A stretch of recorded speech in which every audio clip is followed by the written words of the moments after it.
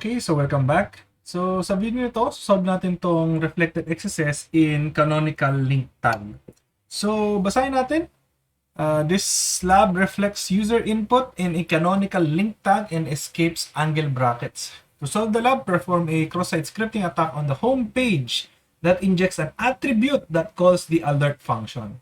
So to assist with your exploit, you can assume that the simulated user will press the following key combinations: Alt Shift X, Control Alt X, and Alt X. Okay? So, load natin yung lab. Investigahan natin to.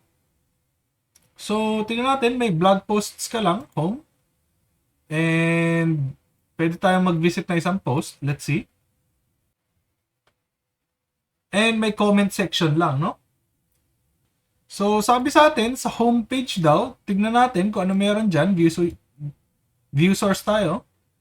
And kung makikita nyo rito, link rel canonical. So, yan yung sinasabi sa atin. And, nag-href niya yung ating website, no? So, ang pwede natin gawin is magdagdag ng attribute dito sa ating href, no? So, testingin natin. Lagay natin JLearn page.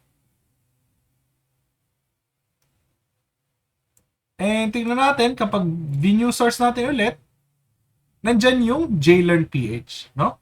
So, ang pwede natin gawin is dagdagan natin ng attribute tong tag na to, no? So, since pipindot yung user ng X, pwede natin gawin is lagyan natin ng attribute na access key, no? And lagyan natin siya as X, for example, and then on click equals alert 1, no? So, enter natin. Tingnan natin sa view source. And, ayan, no? Kaso, kulang pala tayo dito. Hindi natin na-balance yung alert. Meron tayong dangling na quotation mark. So, dagdagan natin ng quotation mark dito sa harap. And, ayan, no? Nakita nyo, na-solve na natin yung lab. Pero, tignan natin ulit sa page source para maintindihan natin. Ayan, nagkaroon tayo ng access key equals X. Then, on click equals alert. Okay?